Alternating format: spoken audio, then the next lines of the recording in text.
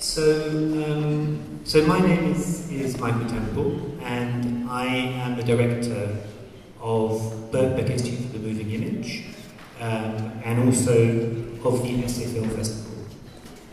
I think I should just say to start that I'm not a professional film curator. I'm not a professional film festival director. I see myself very much as an amateur and an enthusiast, and someone who has kind of fallen into this role. So if my intervention were more formal, I would probably call it notes of an accidental film curator. I think one of the reasons why I wanted to stress the fact that I'm not a professional film festival director is I am an academic. I'm a researcher and a teacher. That's my real job. That's what I get paid to do. And so we have a very sort of specific context in which we are working. Notably, we are not trying to compete with any of the festivals that exist in London, and you can imagine there are many festivals of all shapes and sizes. Some are very, very big, like the London Film Festival, which is a bit of a monster, and some are very, very small. Some are even smaller than ours. But we're not really trying to compete with them. We're trying to do something very specific, because we are creating a festival in the context of a research institute in a university. So I am fortunate enough to work in a university which has built a beautiful, fantastically equipped cinema in the basement.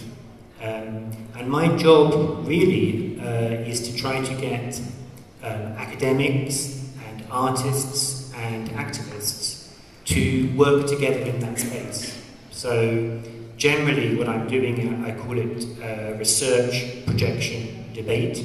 So I try to get researchers to think about material that they can project in public, which will then enlighten their research, present their research, and provoke some sort of debate and discussion with an open public, because it's a totally open institution. So nothing we do is just for students or just for academics. It is always for the broader public within our community.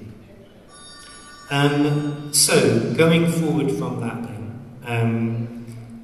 when we started the Essay Film Festival in 2014-15, so the first edition was in March 2015, but obviously we did some preparation before we did it.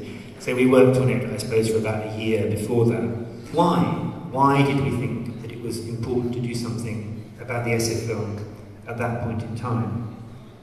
And so maybe I could give you this little phrase from the current Essay Film Festival website, where we say that the Essay Film Festival is about celebrating the diversity and creativity of those artists and visionaries who work in that unique zone between documentary and experimental modes of filmmaking. And in a different version, I think it was from 2017 when we could have presented the festival, we said something like this. We said that the essay film is a critical engagement with the forms of cinema and with the world that cinema inhabits. So we felt this was an important area to pursue, because we noticed that in the field of documentary, there is I love documentary, I adore documentary, and it's a beautiful, long, rich tradition. But I think we felt that within documentary, especially in contemporary practice, there was always this danger of pushing documentary towards what I would call a format rather than a form, okay? So in other words, there's a way of approaching documentary where the content of the documentary is put into a format. And obviously this is problematic, and it can be very, very restricting, and often make for quite boring or quite frustrating filming experiences, I think. And at the same time, we felt that the experimental world was sometimes misrepresented as being formalistic, if you like, being too interested in form, being only interested in form, and in a way having a certain kind of attachment from the real. So for me, when people ask me, as they do sometimes, when I have to go in front of important people at Birkbeck and try to justify my existence, I try and say to them, well, this thing that I'm calling essay film is in that kind of zone between what we might call a documentary and what we might call experimental. So it's taking from documentary that curiosity about the real, that engagement with the real, that desire to show everyday life, to talk about politics, to talk about society, to maybe look at the past and the present and how those two affect each other. But it's not at the expense of formal experimentation. It's not at the expense of formal curiosity, if you like. What is an image? What is a sound? Where did this come from? Who filmed it? How? Why? And how do you put those things together? So that's what I call a critical engagement with the forms of cinema and with the world that cinema inhabits. So when Kieran came to us and we decided that we were going to start this new adventure with some people who I will name in a second, we had two objectives, okay? Because again, I suppose you could say as researchers, we're meant to have aims and objectives. And I think there were two which were very clear and very simple, because when Kieran did his survey, and I think that the programme is probably still available online if you want to look at this later on, I think there were two things really that we all felt that we wanted to do. So number one was geographically to expand the essay film beyond particularly kind of Western Europe and North America, that we felt that there was a kind of over-representation of filmmakers from those two parts of the world.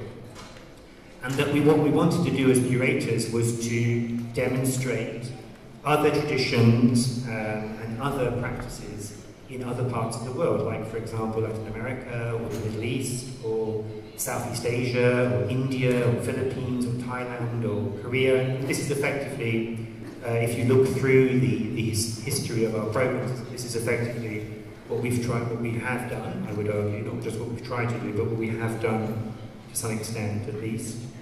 And the other thing we wanted to do then was not so much geographical as, in a sense, historical. So we were acutely aware of the fact that the essay film seemed to be a very contemporary form, and that one could see in all sorts of different festivals around the world, especially documentary festivals, that these other, or experimental festivals, that these other things were popping up, which seemed to be, as I say, between documentary and experimental film. And this was sort of like our stuff. So we could see it was of the moment, definitely, of the moment, of the present. However, we were very conscious that there was a history to be explored. And again, I say, I am a researcher, we are researchers. So we felt there was a kind of maybe a hidden history of the essay film as well. And so one of the things we've tried to do is also go back in time and try to find filmmakers, films, situations, one could almost say, where there is a kind of essayistic sensibility that is visible and that one can revisit, even if that means taking things which weren't at all considered to be essay films at the time, or maybe the term essay film didn't even exist, and as it were reclaiming them as part of an essayistic tradition.